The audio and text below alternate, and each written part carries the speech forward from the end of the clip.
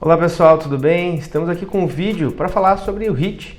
Emagrece ou não emagrece? Funciona ou não funciona? Tem muitos mitos e verdades sobre esse tema, sobre o treinamento do HIIT, que é o treinamento de alta intensidade intervalado. Mas antes da gente falar sobre esse tema, não deixe de curtir esse vídeo, se inscrever aqui no meu canal.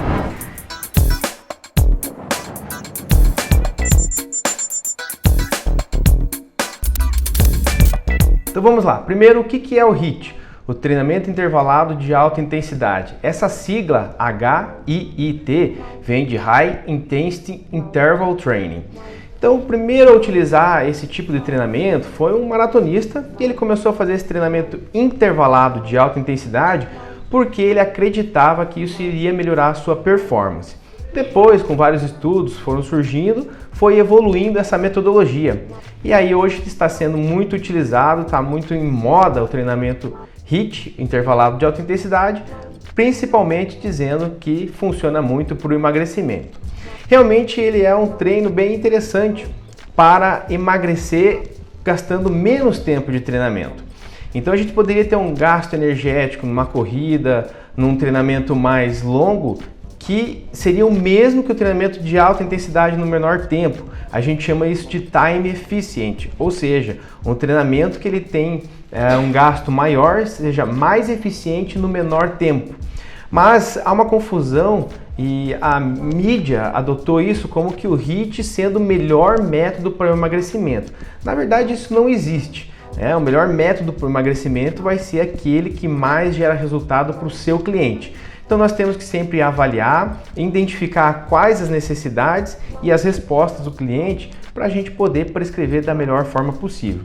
É muito importante também sempre pensar na variabilidade e na progressão. Nós temos que pensar em mudança de programas, variar esse programa para evitar aquela estagnação. Primeira coisa da estagnação é a chatice. Ninguém aguenta ficar fazendo sempre a mesma coisa, fazendo o mesmo treino por muito tempo, porque se torna muito chato.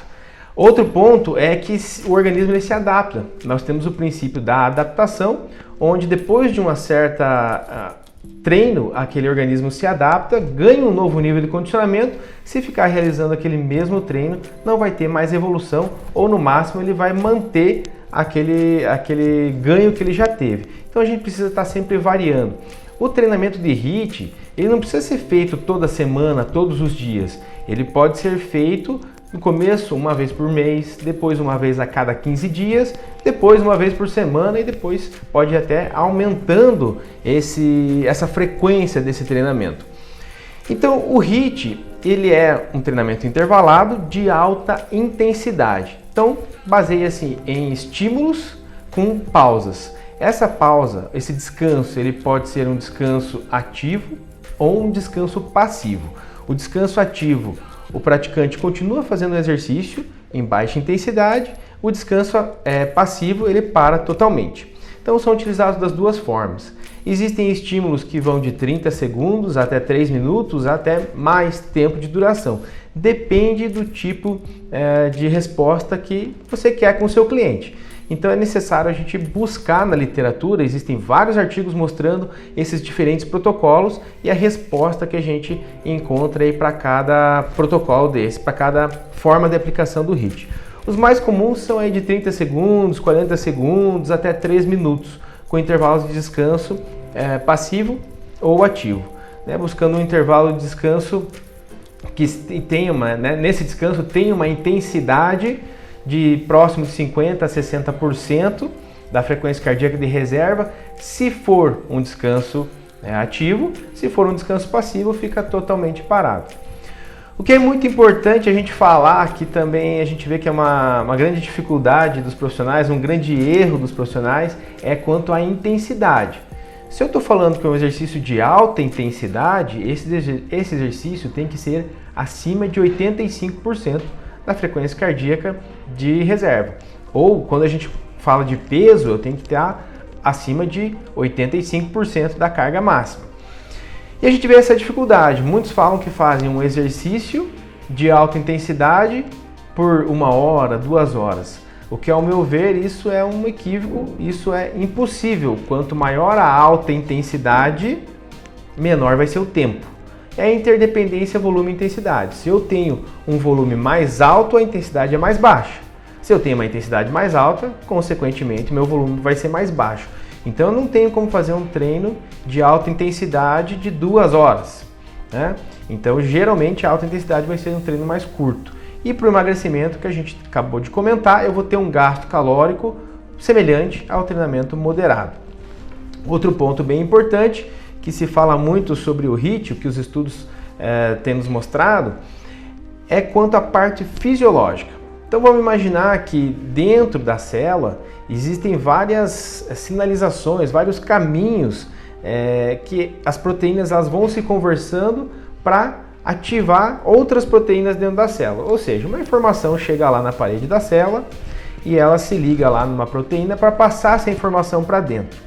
Então o treinamento de alta intensidade, ele consegue fazer com que a gente tenha uma ativação de várias proteínas dentro da célula para que a gente consiga começar a quebrar a gordura. Então vamos pensar assim, a nossa molécula de gordura, ela está guardada dentro da célula do adipócito, uma célula do tecido adiposo. E também tem um pouquinho de gordura guardada dentro da célula do músculo. Para a gente utilizar essa gordura como fonte de energia, a gente queimar ela, eu tenho que quebrar ela. Quebrar ela e utilizar. Para eu quebrar ela, eu tenho algumas vias, alguns caminhos. Um dos caminhos é utilizando o HIIT.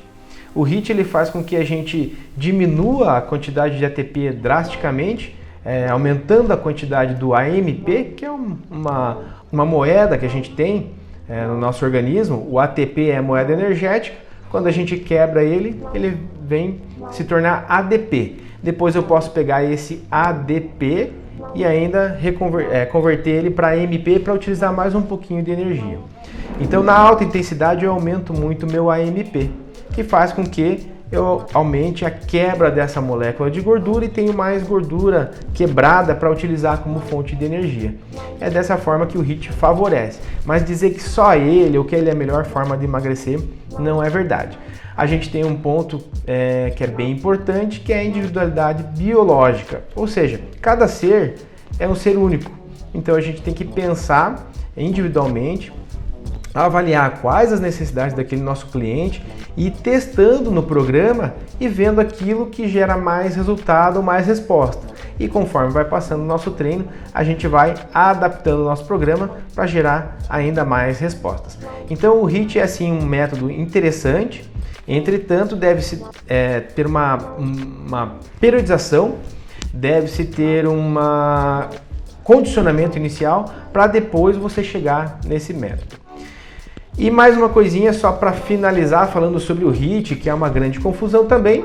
O HIIT, todos os estudos que a gente vê, as pesquisas são feitas com exercícios cíclicos, ou seja, uma esteira, uma corrida na pista, bicicleta. Exercícios circuitados, exercícios com pesos, eles não são classificados como um HIIT. No meio popular, pro leigo, a gente chega em uma academia, vem fazer uma aula de HIIT. A gente vê hoje nas propagandas de programas de internet também, à distância, o HIIT e acaba realizando exercícios em circuito, com pesos, enfim, misturando várias modalidades. Na verdade, todos os estudos que a gente tem sobre HIIT e os seus resultados são exercícios cíclicos, ou seja, esteira e bicicleta. Aí temos outras modalidades como o HIIRT, que é o High Intensity Resistance Training.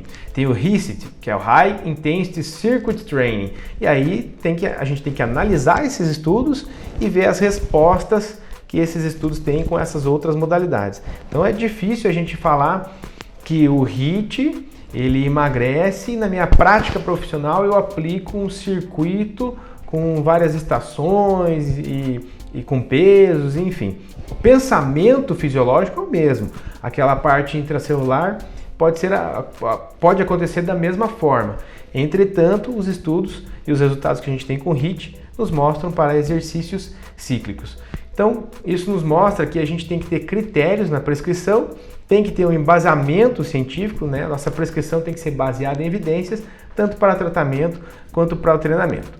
Então, se você gostou desse vídeo, eu peço que curta, compartilhe, ajude a gente a divulgar esse conhecimento para que mais pessoas possam entender sobre esse assunto, para que a gente possa ter uma prescrição mais específica e assim gerar mais resultado para a população e também a nossa profissão crescer, tanto do personal trainer quanto do fisioterapeuta.